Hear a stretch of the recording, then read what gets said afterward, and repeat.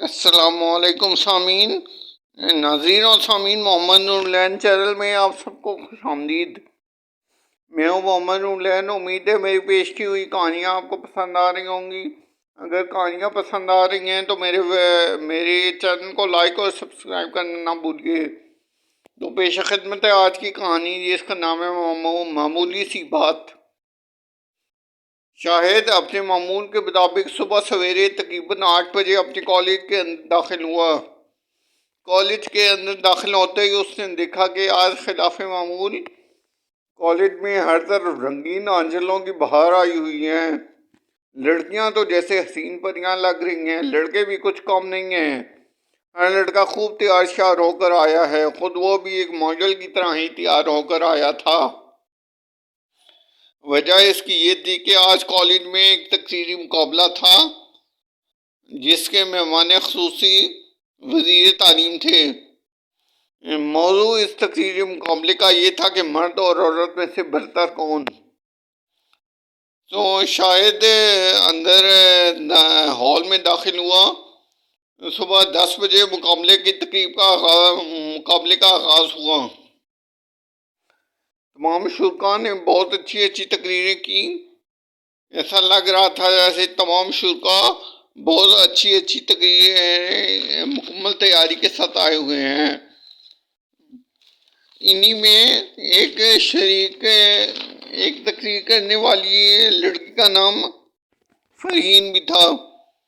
فرحین اس کی کلاس کی سب سے لائق اور ہونہار طالبہ تھی۔ فرحین نے بڑی پردلال تقریر کی اور یہ ثابت کر دیا کہ کئی معاملات میں مرد عورت سے کمتر ہے اور عورت اس سے بڑھتر ہے۔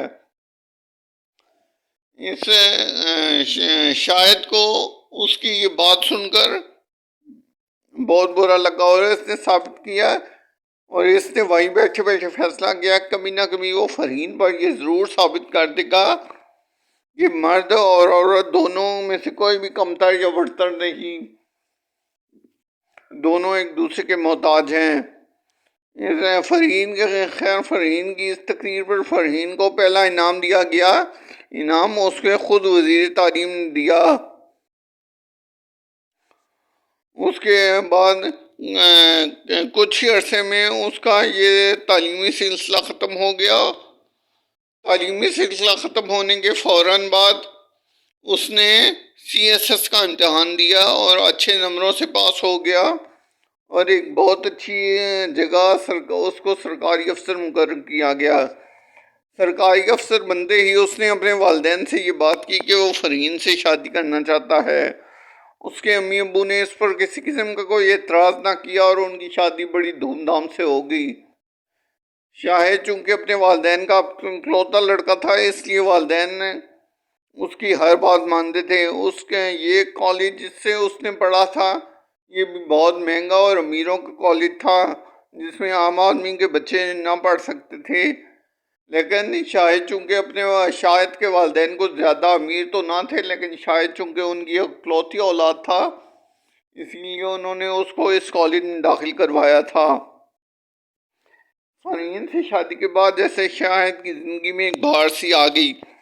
فرحین نہ صرف ایک اچھی بیوی ثابت ہوئی بلکہ ایک اچھی بہو بھی ثابت ہوئی۔ اس نے شاہد کی والدین کی خدمت بھی شروع کر دی۔ انہی خوشیوں میں شاہد یہ بھول گیا کہ اس نے فرحین سے بدلہ لینا ہے، کب فرحین پر کچھ ثابت کرنا تھا۔ تبھی ایک دن شام کی چائے پر شاہد بولا فرحین سے کہ فرحین، تمہیں پتہ ہے شادی سے پہلے میں یہ سمجھتا تھا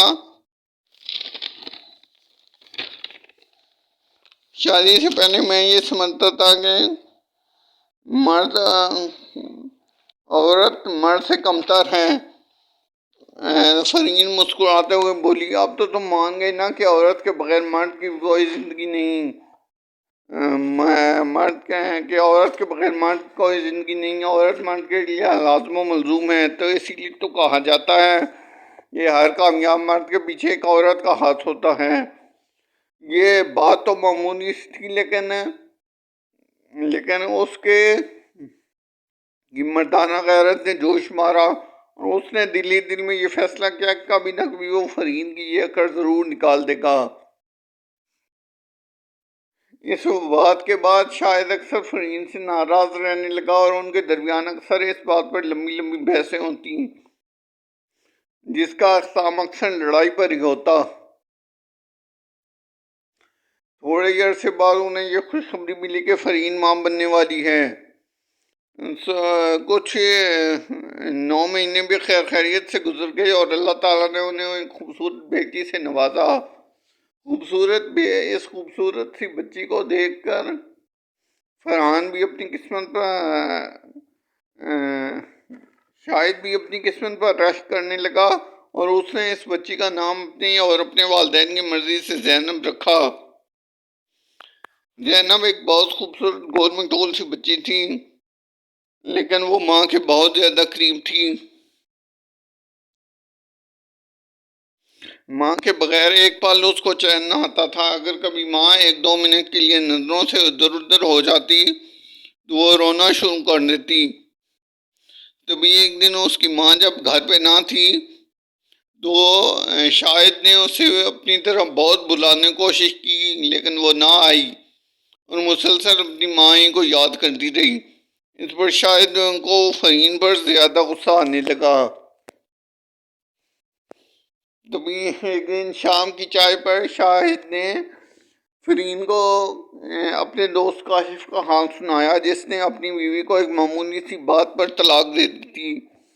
یہ سن کر فرین بولی کہ کاشف کو سوچنا چاہیے تھا، اتنا بڑا قدم اٹھانے سے پہلے اسے نہ صحیح اس کی بیوی کو تو ضرور سوچنا چاہیے تھا، کیونکہ بالآخر وہ ایک ماں ہے اور اپنے شوہر کو چھوڑ کر وہ بالکل خوش رہ سکتی ہے، لیکن اپنے بچوں کو وہ کسی صورت نہیں چھوڑ سکتی۔ اسے کم از کم اس بات کا احساس کرنا چاہیے تھا کہ اب بچوں کا کیا ہوگا۔ یہ سن کر اس کی یہ بات سن کر شاید سٹپٹائے ہوئے لہجے میں بولا، تم دوسروں کے معاملات میں کچھ زیادہ ہی دلچسپی لے رہی ہو، لیکن حقیقت کو تو میں یہ نہیں کہوں گا کہ تم اس معاملے میں دلچسپی نہ لو، لیکن حقیقت کو تو تسلیم کرو۔ کاشف ایک بہت حوصلے والا ہے، وہ بچوں کو بغیر ماں کے بھی پال سکتا ہے۔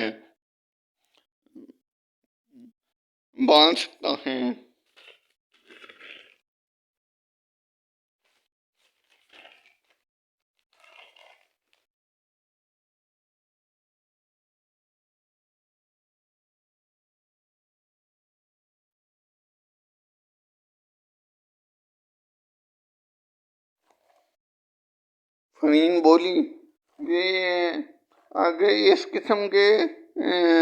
قسم کے واقعات میں جب کہ ماں اور باپ میں علیحدگی ہو جاتی ہے، بچوں پر بہت برا اثر پڑتا ہے۔ کاشف شاہد کو یوں لگا کہ جیسے فرین اس پر یہ جتانا چاہ رہی ہو کہ مرد اکیلا بچے نہیں پال سکتا۔ اس کی مردانہ غیرت نے جوش مارا اور اس نے اس چھوٹی سی بات پر فرین کو طلاق دے دی۔ فرین اس کی منتیں کرتی رہی اور آنسو بہاتی رہی کہ وہ ایسا نہ کرے، مگر وہ نہ مانا۔ ان کی بچی زینب اس دوران کبھی ماں کو اور کبھی باپ کو حیرت سے دیکھتی۔ فرین نے فوراً اپنا سامان پیک کیا اور وہاں سے چلی گئی، کیونکہ اس کے والدین کی ایسی حالت نہ تھی کہ وہ اب زینب کا خرچ برداشت کر سکتے۔ اب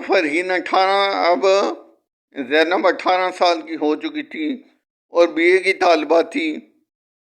تبھی ایک دن کالج میں اس کی ملاقات اپنی سہیلی کی والدہ سے ہوئی۔ 2-3 ملاقاتوں کے بعد اسے اپنی سہیلی کی والدہ بہت اپنی سی لگیں۔ بالآخر اس نے اپنی والدہ کو پہچان لیا، اس کی والدہ نے بھی اس کو پہچان لیا اور ان سے وجہ پوچھی طلاق کی۔